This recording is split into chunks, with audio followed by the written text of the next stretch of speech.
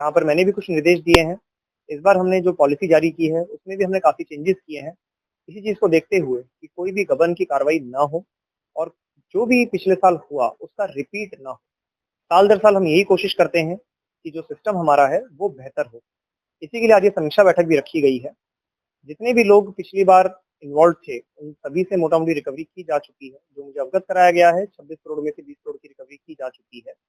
और जितने भी इसमें कर्मचारी इन्वॉल्व थे, उन सभी को प्राइवेट अगर थे तो उनको हटा दिया गया है और जो हमारे खुद के कर्मचारी थे, कोऑपरेटिव सोसाइटीज़ के कर्मचारी थे, उनको इस बार धान क्रय से विरत रखा जा रहा है।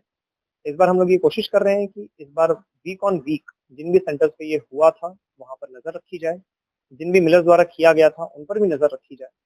यहाँ पर 2 मिलर्स के ऊपर एफआईआर भी की गई है, उनको विरत भी रखा जा रहा है इस बार क्रय से। हमने इस बार कुछ ऑनलाइन सिस्टम्स भी बेहतर बनाए हैं। जैसे एक जो मैं बताना चाहूँगा मुख्य तौर पर वो है मिल अटैचमेंट इस बार हमने ऑटोमेटिक किया है 20 किलोमीटर तक का। जो पिछली बार मैनुअल था उसको हमने इस बार ऑटोमेटिक किया है। इस बार एक मिल को कितने सेंटर्स मिल सकते हैं, इस पर भी एक अधिकतम सीमा लगाई गई है। एक सेंटर जिस उसको कितने मिलों से अटैच किया जाएगा, इस पर भी एक अधिकतम सीमा, एक फिक्स सीमा लगाई गई है। जिससे एक जो वेरिएशन आता है हर साल जो हम देखते हैं कि एक छोटे मिल को बहुत ज़्यादा सेंटर्स मिल जाते हैं या एक बड़े को कम मिलते हैं, इस प्रकार की इस बार समस्याएं नहीं आएंगी। साथ ही साथ जो लॉट अलॉटमेंट का जो सिस्टम है, उसमें भी इस बार इम्प्रूवमेंट्स किए गए हैं। ये इस बार परफॉर्मेंस बेस्ड रहेगा। जो मिलर जितनी जल्दी हमें धान से चावल बनाकर देगा, उसको और ज़्यादा धान दिया जाएगा। तो ये बहुत ही ऑब्जेक्टिव सिस्टम इस बार हम लोग इम्प्लीमेंट कर रहे हैं। हाँ, एकदम मिलर के लिए एकदम। देखिए, हमारा फाइनली ऑब्जेक्टिव ये है कि जो हम धान देते हैं मिलर्स को, वो जल्द से जल्द एफसीआई में चावल का संप्रदान कर दें। तो इसलिए हमने ये किया है कि जो जितने कम दिन में देगा, उसको हमने ऐसा नहीं है कि उसी को सिर्फ मिलता रहेगा, लेकिन उसको ज़रूर और ज़्यादा मिल पाएगा। देखिए, फाइनली हमारी नीति में पॉलिसी ये है कि जो सेंटर इंचार्ज है, उसकी लिखित में ज़िम्मेदारी है कि वो जितना परचेज़ करे, क्योंकि भुगतान तो शासन और विभाग करता है। जितना सेंटर इंचार्ज परचेज करे उसको उतना धान मिलर को भेजना होगा। अगर वो नहीं भेजता है तो उसकी वो व्यक्तिगत जिम्मेदारी है, ये एज पार्ट ऑफ पॉलिसी है।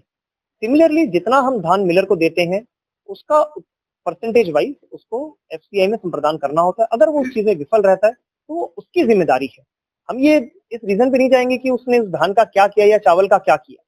जिसकी जिम्मेदारी है, जिसकी सुरक्षा में रखा जाता है, उसी की जिम्मेदारी फाइनली होती है कि वो उसको लौटाए। अगर वो लौटा नहीं पाता है तो हम उसी से वसूली करेंगे। देखिए, जो मैं वापस आपको बता रहा हूँ, नीति के अनुसार जिसकी सुरक्षा में रखा जाता है, उसकी फाइनली जिम्मेदारी होती है कि वो उसका संप्रदान वापस करे। फर्जी खतौनियों पर आधारित हो गया। बंजर की जमीन पर एसडीएम साहब लोगों ने उसको सत्यापन कर दिया। 25 लाख रुपया एक बंजर की जमीन पर। देखिए, एक-एक चीज के लिए यहाँ पर मैं तैनात नहीं हूँ। मैं एक-एक जो आप केस बोल रहे हैं उसके लिए I can not please I can not answer that. ठीक है, उसके लिए आप हमारे जो अधिकारी हैं उनसे आप एक-एक केस की पूछ सकते हैं। नेक्स्ट क्वेश्चन आप पूछें।